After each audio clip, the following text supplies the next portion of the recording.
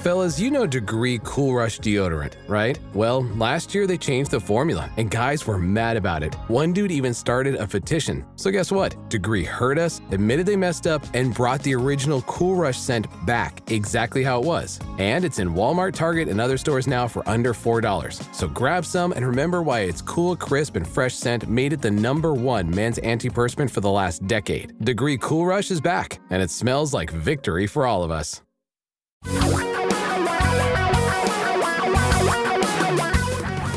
Reality radio for a really great future. We're talking real money. Talking real money, the combo show begins right now. Hi, everybody. I'm Don McDonald. That guy hanging out over there in his office in Seattle is Tom Cock. We are here to do two things, to create a podcast and to create a video cast that both do one thing. And that one thing is to make you a better manager of your own money. It's a simple goal, simple plan, simple concept. Problem is it's not often as simple to put into practice because we're constantly battling this thing underneath this bone, this brain thing. Makes us do crazy things, makes us emotional, makes us make bad decisions. And regrettably, for many of us, and actually I have a slightly elevated risk, according to my 23andMe genetic testing, of late onset Alzheimer's, the inability to remember things and for many to make good decisions when you get older. And this is becoming a big problem, Tom. Yeah, I'm Tom, by the way. I said Tom, didn't I? Yeah, I just want to make sure you remembered. That's all. Didn't I introduce you at the beginning? You did, but there'd been a period of time between the beginning and you mean that when moment. I was talking?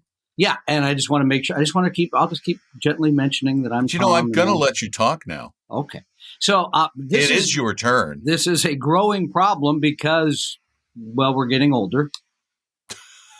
Yes. As a country, we're getting older. And as two human beings. The part that I hate the most, yes, not the most, but I do. No, tripping over flags at the corners of soccer. Yeah, that's part of getting older, right? Yeah. So, hopefully that's not showing up on YouTube anytime soon, which I'm would be hoping hilarious. It does. It would be if anybody, fun. What was the game? I'm not saying. If anybody was at the game that Tom reffed last night and you have video of that, I will pay you for that video. I'm sure he'd pay a You want to make money? Too. I will pay for that video. Exactly. So, the cognitive issues, yes. I mean, because as we have become more aware of them, certainly in the last few years, we've seen it with some of our clients where you slowly move into this period of time where it's harder to make decisions. People get kind of stuck. Sometimes they will be, as you said, be very emotional about things. And we have a tendency to want to be more conservative generally as we get older. Like, I don't want to, that feels risky to me, et cetera, et cetera, et cetera. But it's the bad decisions, though, that I really worry about. When people get older and they start making decisions that aren't even necessarily emotional, they're just based on this cognitive decline, this inability to understand what's going on as many get older. Yeah, and so here's a few of my suggestions on how to deal with this. Number one, and I know this is a tough one because it's true in my house. Not true in your house, but true in my house. My wife is not interested in all of this. She doesn't care. I show her the numbers every 6 months and say, here's where we are. That's great. Thank you. She needs to care. The disinterested spouse has to be educated to some extent. Easy for you to say. Exactly. She needs to care. She needs to care. Uh-huh. She thinks anything happens to me, she makes a phone call and everything's okay, which is true to some extent because I have an advisor, right? And so she could do that. But the disinterested spouse needs to attend meetings, needs to look at statements, needs to get a general picture of how things are, not necessarily the trading that somebody might be doing, which we are going to already tell you is a bad idea, but they need to know something. Number two, most people, as you get into your late 60s, 70s, really things should be on autopilot. I'm talking about the investments. I'm talking about the withdrawals, right? So they're regular. They're not, you don't wake up one morning and say, I can have a gold wing Tesla. which I wake up every morning hoping for. But that. And then number two, I mentioned this, that the balances, people have a tendency also to want to wake up every morning and say, mirror, mirror on the wall, tell me how wealthy I am. And that's bad because it makes you mentioned this, the noggin makes you make emotional decisions, either feeling too good about things because I bought AMC and it's up 2,600% this year, or the spring of last year when things go down and you say, I've got to sell because they've gone down. So looking at the balances probably every few months. And again, I think I've mentioned this publicly a few times. I put them in a spreadsheet every 6 months. I think that's very, very reasonable. But here's the big one. And I know many of you, because you're do-it-yourselfers, right? You've been do-it-yourselfers. Don has talked to you for 30 years about how you could go to Vanguard, Fidelity, or Schwab. We give you free portfolios on our website. Just put it in these funds, you'll be okay. But for many people, especially after you retire or leading up to retirement, there's a lot of things to consider beyond the actual management of the money, around taxes, around withdrawals, around other stuff that a financial advisor probably makes sense. Now, before you get all worked like this is a sales pitch, it's not. Here's why it makes sense for all the aforementioned things. And if anything happens to you, because you're watching this, because you are the more interested person generally in the relationship about money. And so here's a starting point. Here's an idea. I tell this to people regularly because they, well, I've got a $3 million portfolio. I don't want to pay you to take care of it. That's okay. Take part of the portfolio, work with a fee-only 100% fiduciary that uses low-cost index funds or exchange-traded funds. Part of the portfolio, you establish the relationship, you understand how things work, and then if anything happens to you, that's in place for your spouse, for the disinterested party in your household, so things are going to be okay after you're gone. I think those things kind of make sense, Don.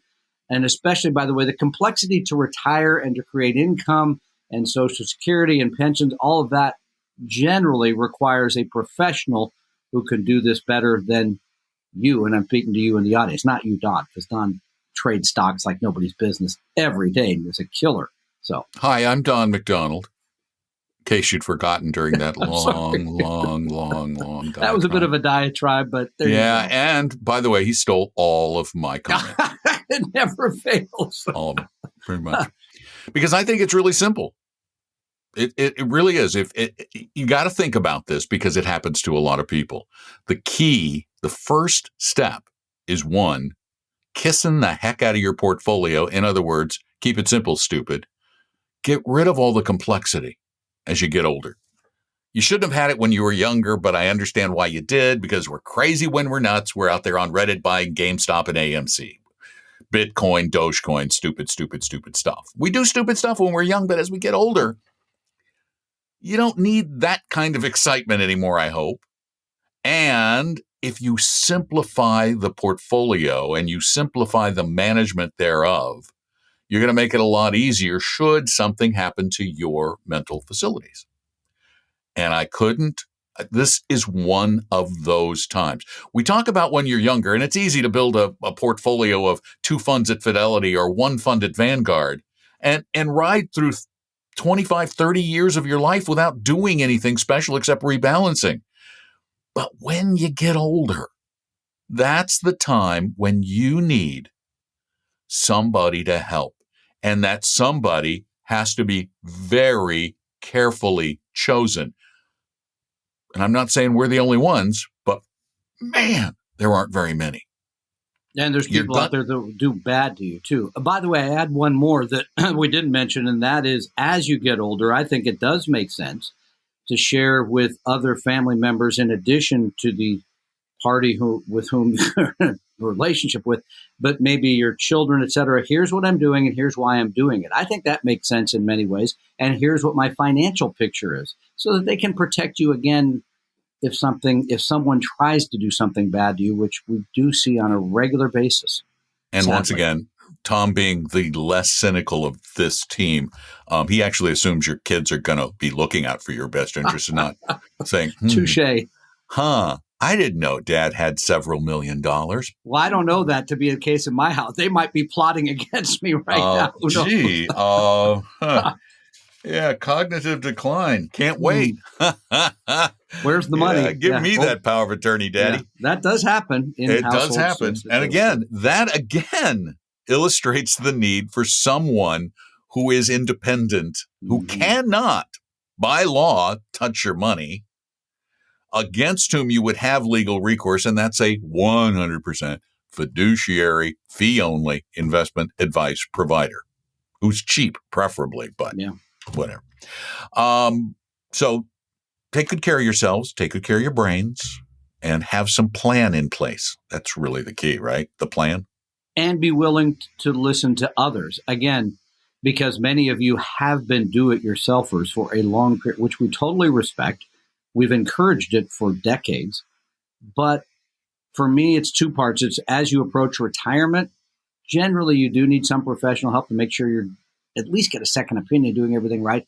And in retirement, as we get a little older, making sure the portfolio fits, making sure you're doing everything the best you can. That's another place, I think, for truly independent professional advice. Yes.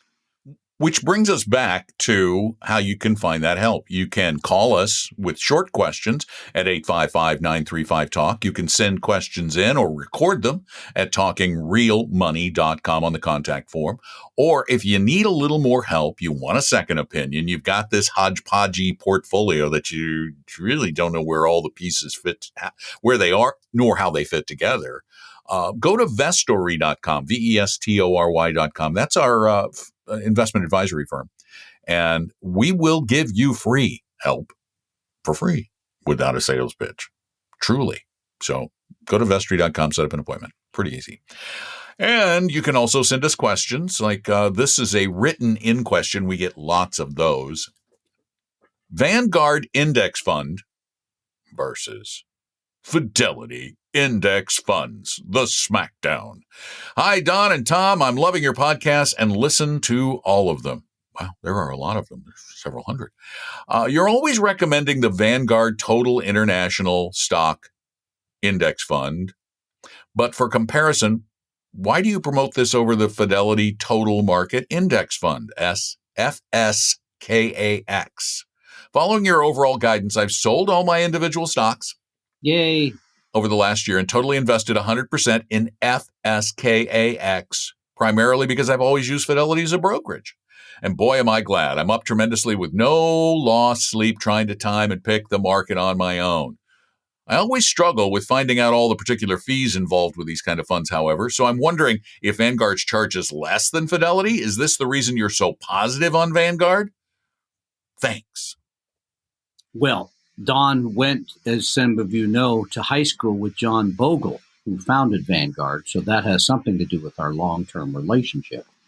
No, I'm kidding. He didn't go to high school with John Bogle because John Bogle's like but John Bogle's old enough to be my granddad. No, I'm kidding. Here's the reason that we like Vanguard, because we've liked them for a long time. It's habit. It's habit. It really is. Fidelity's Total International Fund, I'm sure. No. This is Total Stock Market Index. Which is the U.S. only. So we're also going to want you, and these are all free on our website. If you go to talkingrealmoney.com, we give you a 3-fund portfolio at Vanguard, at Fidelity, and at Schwab. Any of them would suit you fine, because now you're going to have a globally diversified stock portfolio at a very low cost, and then a third of the portfolio or whatever part in bonds, again, at very low cost. These are index funds. They hold thousands of securities, and you get all exposure to all of these global markets at an exceedingly low cost. So any of those would be fine. And we're getting to the point where costs are so low in these index funds, as it hardly makes sense to try and compare them anymore. Fidelity's funds are now slightly less expensive than Vanguard's, but the Fidelity Total Stock Index Fund, which is only U.S., has an expense ratio of 0.015% per year. Pretty inexpensive way to have your money taken care of. Isn't that like 1.5 cents on the dollar? No, I think it's or is it don't ask me. 0.1? Wait, 0.1, yeah, 0.1. No, that's 1.5 cents on the dollar. All right, yeah. So it's pretty cheap. Pretty cheap. Yeah.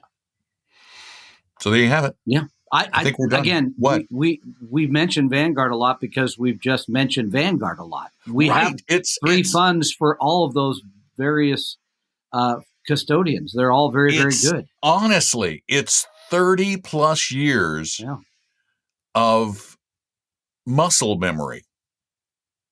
Really, that's what it is. It's so funny. Yeah. Speaking of muscle memory, we our old Apple TV, which was several years old, failed.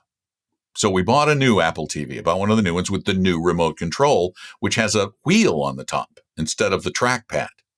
Now, when we first got it, my wife hated the trackpad remote for the Apple TV because she was used to remote controls with just buttons. It didn't have many buttons. So now 5 or 6 years later, I get this new version. And last night she's like, how do I do this? How do I? She goes, I'll never get used to this new remote. I said, you will. That's muscle why memory. I'm married. She handles that for me. Mm-hmm. See, Tom and I are like spousal opposites. If we were married, no, never mind. Let's not go No, back. I would help you with the remote. That's right. No, yeah. I have it back. If I was married to your wife, I'd be sitting around trying to figure out how to watch a game on TV. No, you two would never get the television on. Exactly. Yeah. It would not work. Wait, there's 2 steps. I have to turn the TV on and something else? Never going to happen. Oh, yeah, no. Just give me the clicker.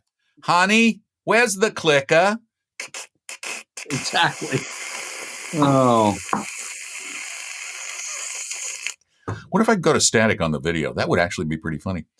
Just have one of those little pixelated screens. Yeah, maybe I could do that. All right. Thanks for joining us for this edition of Talking Real Money, the podcast, and the YouTube video. Oh, YouTube video update. Hold on. I know you were dying to know, Tom. How many subscribers? How many subscribers to our YouTube channel now? 273. Are you ready for this? You are going to be so excited. Yes. 285 subscribers. Shot low on that one. So we're headed for rocketing up to 300. Yeah. Big day for us. Paul Merriman's still almost 5,000. So we're pikers by comparison. Well, what can you say? He's been around longer. Good point. Now, he went to high school with John Bogle. Thanks for listening, watching, doing what you do, because I'm Don McDonald, and that's Tom Cock, and we hang out here talking real money. Talking real money. We hope you realize that the information provided on Talking Real Money is for educational and hopefully enjoyable purposes only. Providing personalized financial planning or investing advice takes time, so please consult with a really good fee-only fiduciary investment, tax, or legal advisor. We know a good one. Investing must always involve risk. In other words, you can and probably will lose money at times. Also, as much as you want it, no one can accurately, consistently predict the future.